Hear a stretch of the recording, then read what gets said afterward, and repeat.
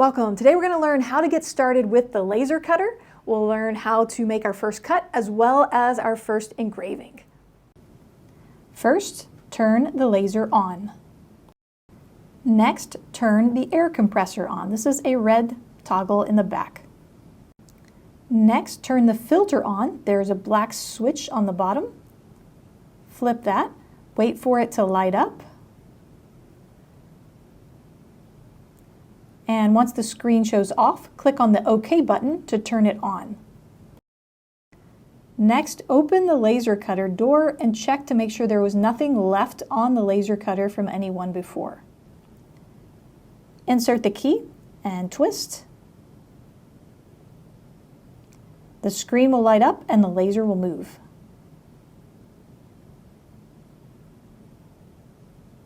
Next, take whatever material you're going to be using and place it onto the laser cutter bed. I like to place it so that it's in the top right corner, but you can adjust that later.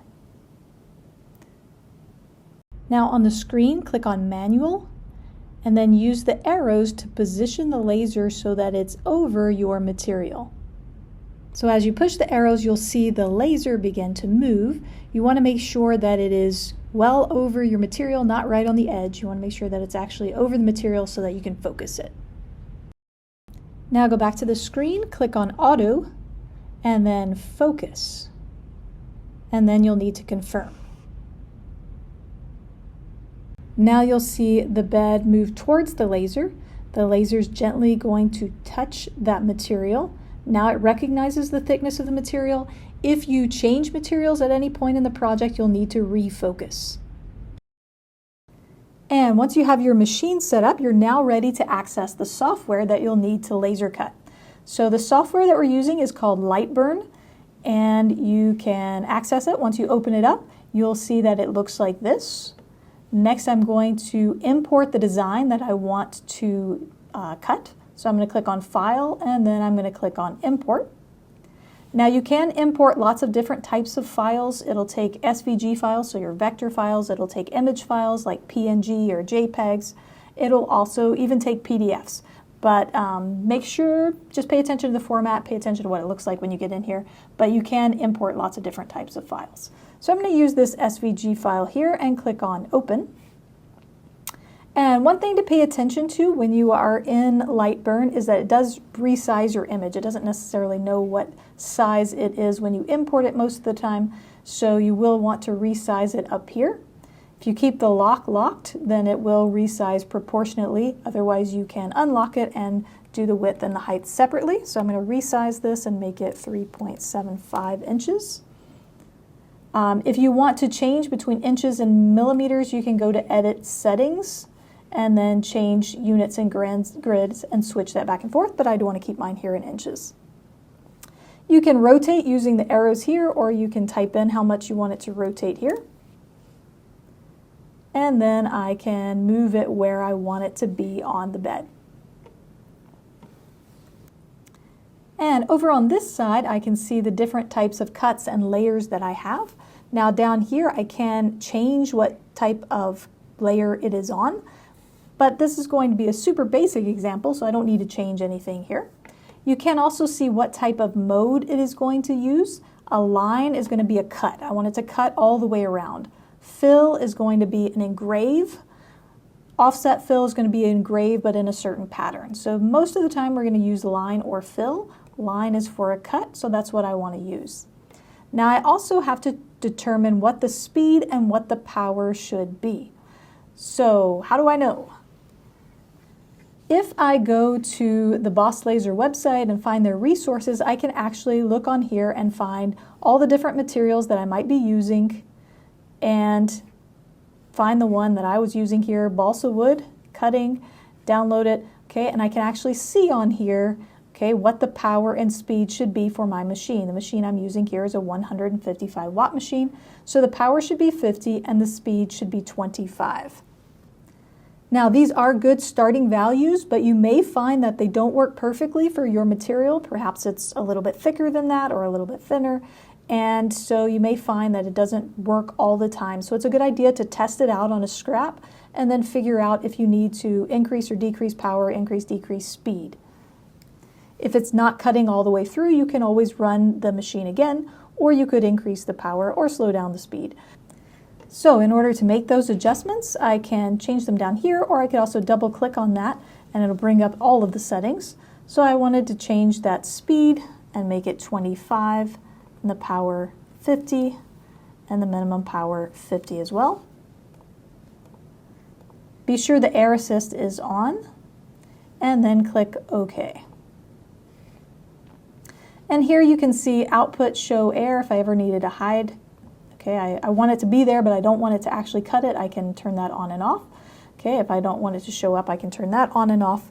Okay, but again, this is a simple design, so I want to keep it all there. I actually need 2 of these. This is going to be a sock jig, so I'm going to select it, right-click, and choose Duplicate. And now I have another one. I'll put it right next to it. Okay, and now I'll be able to cut that out. Now, before I cut, I do want to use the frame tool here. So if I click on that and then look at the laser cutter, and I'll be able to watch as that laser traces where the cut will be. So I want to watch that red dot very carefully, make sure that it stays on the material at all times and is where I want it to be. If it's not, you can use the software to reposition your object, or you can actually move the material around on the laser bed and then reframe it to make sure that it is in the correct position before you start your cut. Once everything is positioned correctly, you can lower the lid of the laser cutter. Back in the software program, click on Start.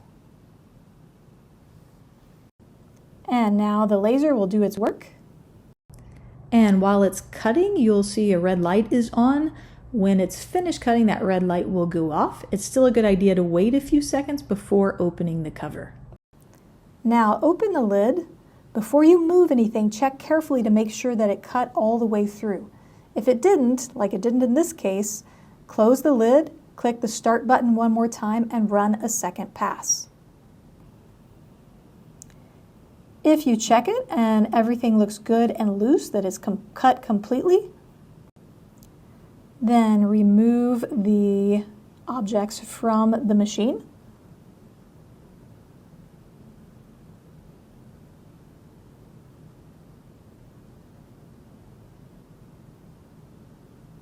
And once you're finished laser cutting, close the machine, turn off the key,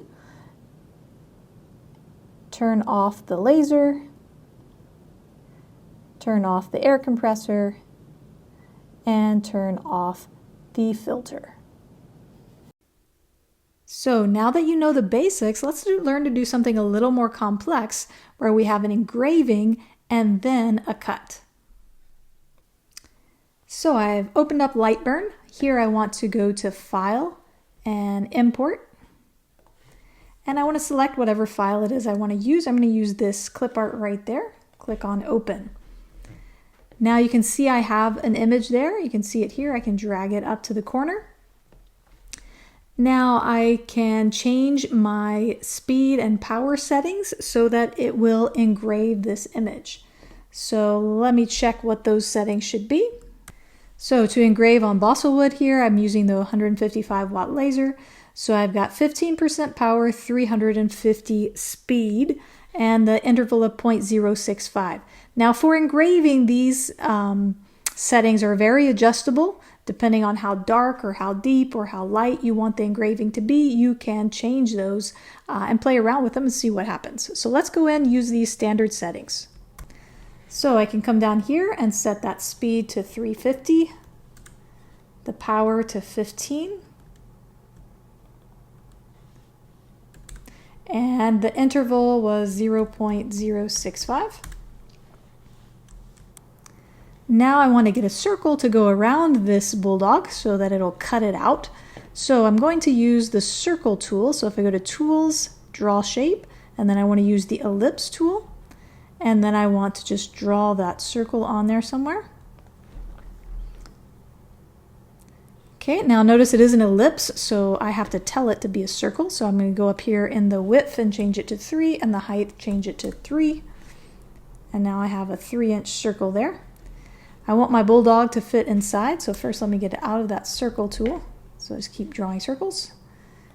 And so I clicked on the arrow there, the pointer, so that I was back in the pointing tool. And then I'm going to resize the bulldog so that it fits inside my circle. Okay, I can here select on the center tools, align B center and align H center to make sure those are lined up.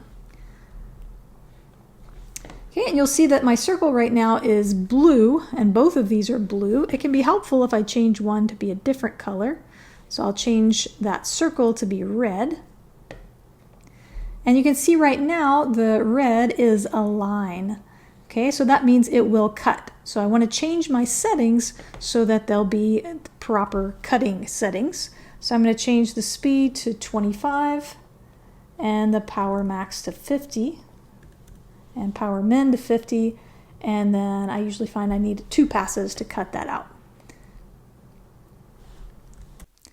And I do want to show you one more option before moving on. I have an image here. It's also possible to trace this image. So this can be useful for images like this one where it's black and white. If I'm using a photo, I wouldn't want to trace the image. I just want to use this. But if I want to turn it into more of a clear vector image, like you can with black and white, then I can use the trace tool. So first I've selected my image, then I'm going to choose a different color so they don't all get mixed up. So I'll click on that green, and then I'm going to choose tools and I'll say trace image. Okay, I can change the settings here if I want to. I'll leave them the same and just click OK. Okay, and so now I actually have the option to change this so that it could be a line that's cut out or fill that is engraved. I'm going to change it to fill. I don't want my image and my traced image to get mixed up, so I'm going to turn this off. So I can turn off the output. That means it won't actually cut it or try to engrave it on the laser cutter. I can also turn off show, which means I won't actually see it here anymore.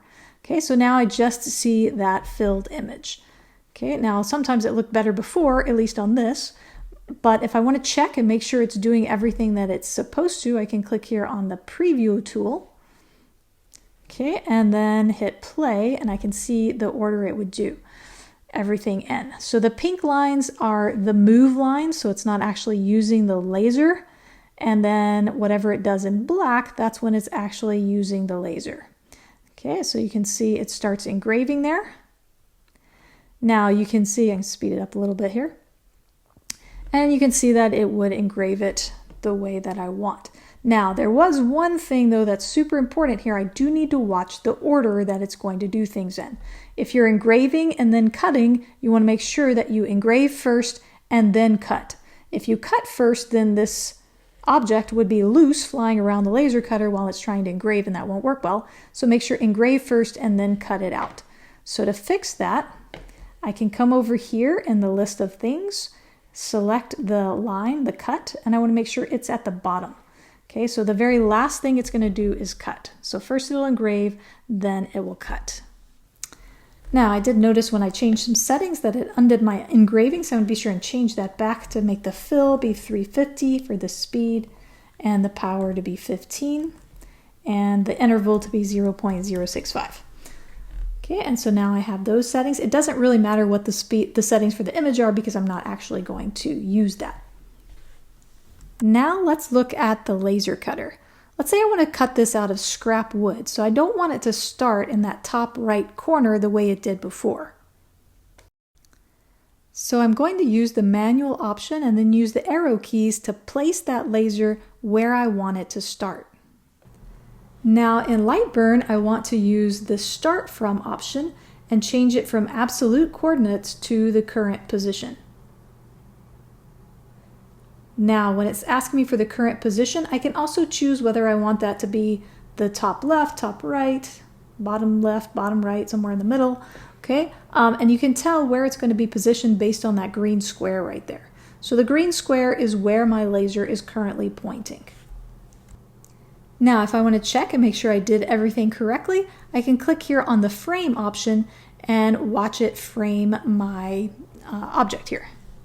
Now I do want to watch closely and make sure that that red dot stays on the material at all times and that it's approximately positioned where I want it to be. And once I have the frame positioned correctly, I can now come back to Lightburn, click here on Start and watch it go. And notice here how it engraves. This is sped up, it actually takes longer. And once it's done with the engraving, it will make the cut for the circle. And once it's finished, I'll have my engraved circle. And that's it. Hopefully you learned how to do some basic laser cutting, basic laser engraving.